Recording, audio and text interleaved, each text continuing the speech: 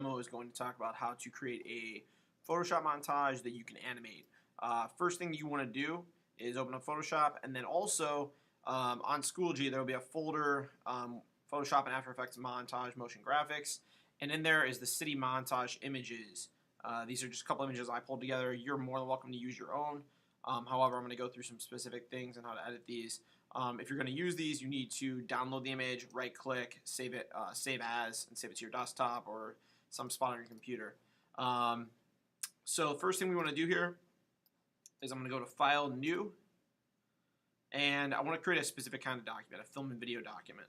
And this is the one I'm going to use, HD TV 1080p, 1920 by 1080, hit Create. All that stuff is set for you.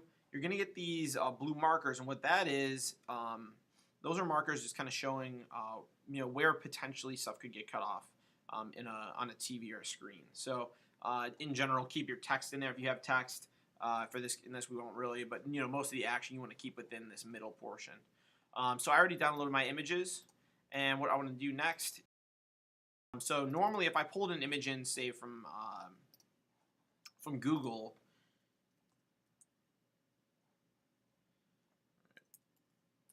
say I look up a parrot, I can pull it directly in.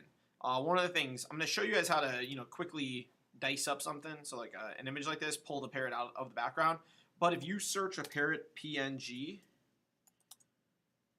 you're going to get some that are already kind of ready to go for you, and then you can just pull them in and not have to worry about trimming out the background. So that one you'll see in a minute has no background. It's just clear. Just make life easier for yourself. For the other ones, though, I'm going to drag them directly from a folder. So what you're going to see happen is I'm going to place them, which they're currently a smart object, which means I can't really edit them. So I'm going to hit Enter, take that X away. Then I'm going to right-click on the text over here for that layer and just rasterize it so it's workable. All right, I'm going to do that for my other two layers. Okay, hit Enter, right-click, rasterize.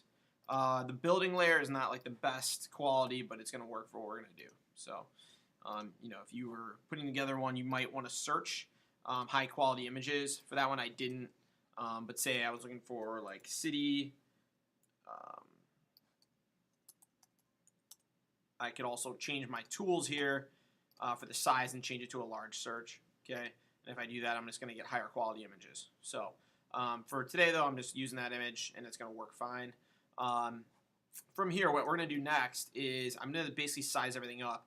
I do want my background to be the city.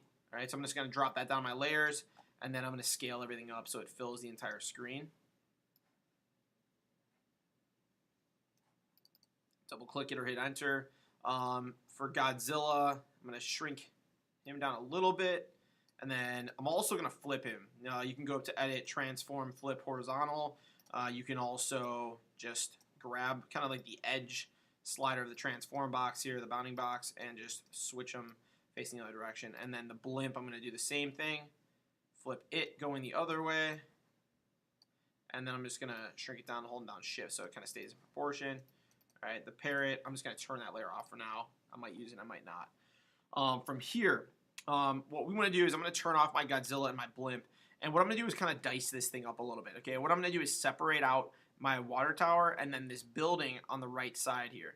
A couple ways you could do that. You're more than welcome to use tools that you know how to use. Quick selection would work. If I was on my city layer, I could select the water tower using that. You can see it's going out, so I'd hold down Option. I could shrink up my brush. That might help a little bit. This isn't the best way, though, okay? And so I want to show you how to do this using the pen tool. Okay, with the pen tool, all I'm doing is clicking and creating an outline of this shape. Okay, even today I'm not even going to be super precise. I'm going to be pretty precise, but not crazy. And just connecting the dots. Once you connect the dots around a shape, I'm going to right-click in the middle, and I'm going to say Make Selection. Right? I'm just going to hit OK. Now I have my selection of that water tower, and I can either cut it or copy it, which is Edit Cut or Edit Copy. I use Command X, Command C. If you copy it, you're going to paste it. Okay, now I have two water towers. Okay, one that's actually on the original layer, and then this other one. The other one I want to blow up. Okay, it really doesn't matter if you cut a hole in the piece because you're going to cover it up anyway. But this one I'm going to make a little bit bigger. Okay, because I don't want to see the old one because that one's going to be stuck to the background. I'll show you how to do it the other way where the cut, it really does not matter. if anything, I think the copy might, give you some more options in terms of like, all right, if I mess something up or if I end up seeing my city image, then, you just have this building. It might, fool the eyes a little bit better.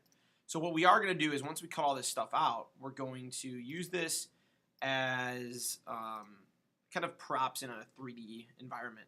So right here, I'm going to right click again, make selection. I copied around that whole building, hit OK. This one I'll cut, so Command X.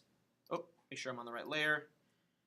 Command X, Command V, and then once again, I'm going to scale that up just a little bit, make it a little bit bigger than it was, maybe about 25% bigger, and then go ahead and place it back.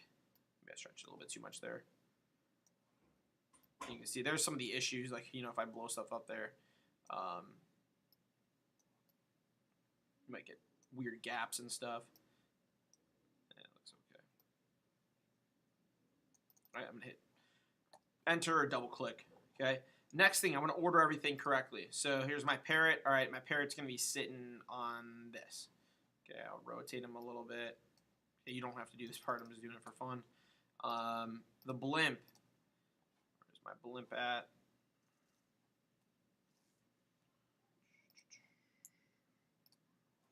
Okay, there it is. And what I'm going to do with my blimp, that looks actually pretty good.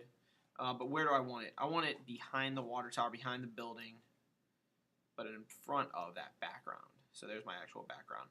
And then Godzilla, I want him to be behind the water tower in the building as well. And then maybe, I don't know, keep him in front of the blimp. So now what I would recommend doing is going ahead and labeling stuff. For the background, the white background, if it's there, just hit delete. Click on it, hit delete. The other background, double click, background. Okay, this one, blimp.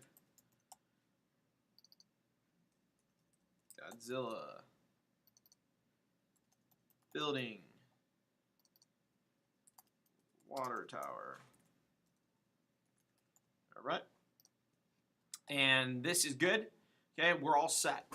If you're going to make your own montage, you could do really whatever you want. And by montage, I mean just a series of photographic images that kind of look realistic but maybe aren't supposed to be together. So one of the things, though, that you want to do is just kind of set up your document so that it looks right. With Godzilla, I don't want to see the bottom where it's getting cut off, so I'm just going to make him a little bit bigger.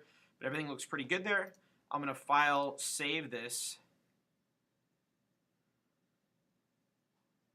Put it in my After Effects folder.